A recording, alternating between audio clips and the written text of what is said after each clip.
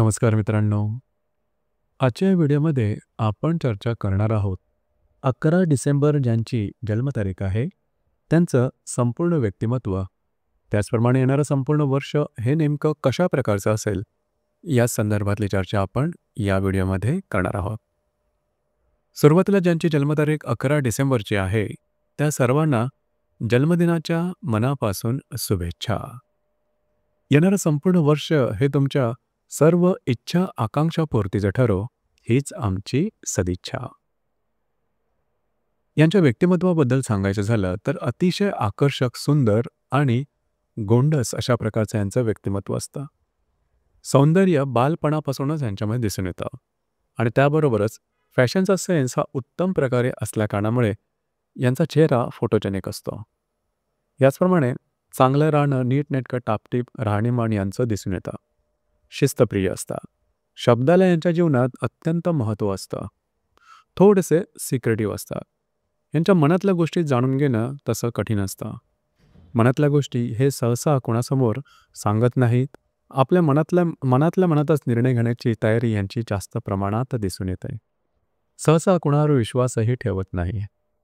कोणी सांगितलं म्हणून एखाद्या व्यक्तीवरती विश्वास ठेवणं हे यांना जमत नाही.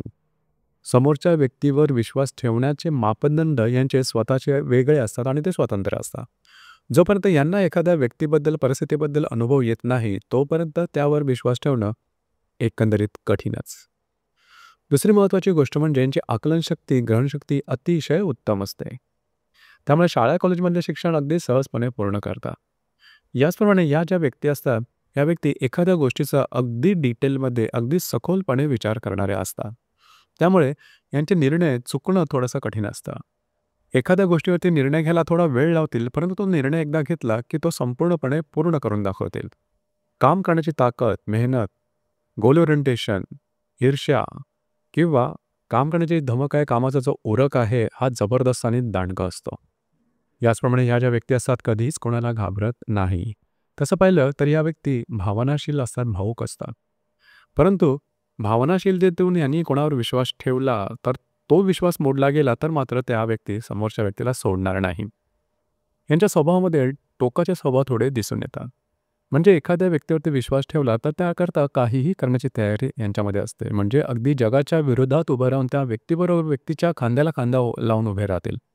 मात्र एखादा व्यक्ती मनातून उतरला तर तो कायमचाच. हा जो भाग असतो टोकाचा स्वभाव असतो त्यामुळे वैयक्तिक नातेसंबंधामध्ये कधीकधी त्रासाला सामोरं जावं लागू शकतं. परंतु अशाच प्रकारचा यांचा स्वभाव असतो हे मात्र निश्चित. उगाच समोरच्याला गोडगोड वाटावं म्हणून साखर पेरणी करून बोलावं हे यांना जमत नाही. कधीकधी यांची वाणी जी आहे ती तिखट होऊ शकते. अर्थात त्यामागचे कारणंसुद्धा वेगळे असतात. समोरचा व्यक्ती जर का खोटेपणाने वागला तर मात्र यांना ते अजिबात सहन होत नाही.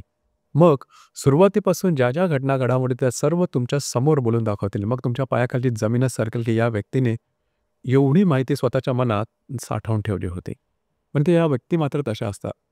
थोडा कमी बोलतील परंतु जे काय बोलतील ते नेमकं आणि मुद्द्याला धरून बोलतील. आणि जर का त्यांचा पारा चढला की अगदी तुमचं हृदय हातावर काढून देतील. अशा प्रकारची यांची वाणी तिखट असते. दुसरी महत्त्वाची गोष्ट म्हणजे या ज्या व्यक्ती आहेत त्यांच्यामध्ये कर्तृत्वाची भावना खूपच चांगली असते. म्हणूनच करिअरच्या बाबतीमध्ये करिअर कशामध्ये करावं, कुठे करावं, कशा प्रकारे करायचं याचा आराखडा यांच्या मनात आधीपासूनच तयार असतो.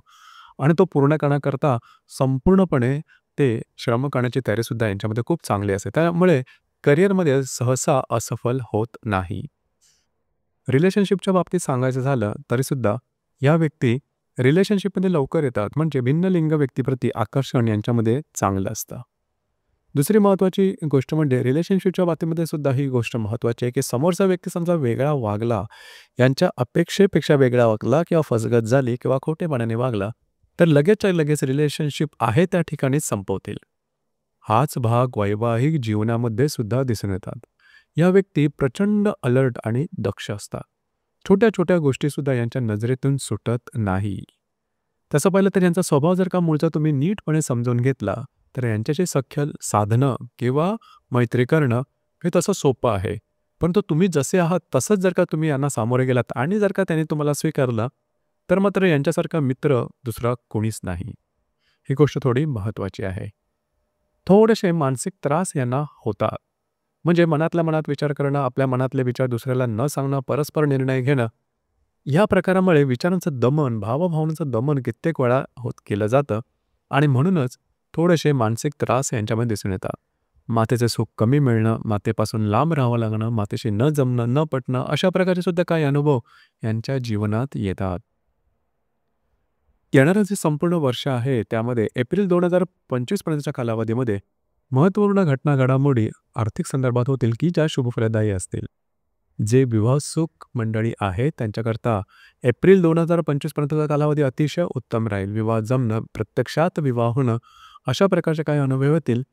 त्याचप्रमाणे तुमचे काही कामं थांबली असतील, त्यामध्ये विलंब असेल, पूर्ण होत नसेल, त्याबद्दल मनात प्रश्नचिन्ह असेल, अशा प्रकारची कामं तुमची एप्रिल 2025 पर्यंतच्या कालावधीपर्यंत मार्गी लागण्याची शक्यता बऱ्याच प्रमाणात राहील.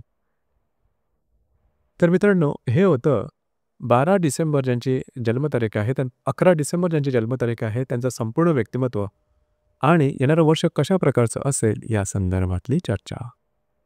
धन्यवाद.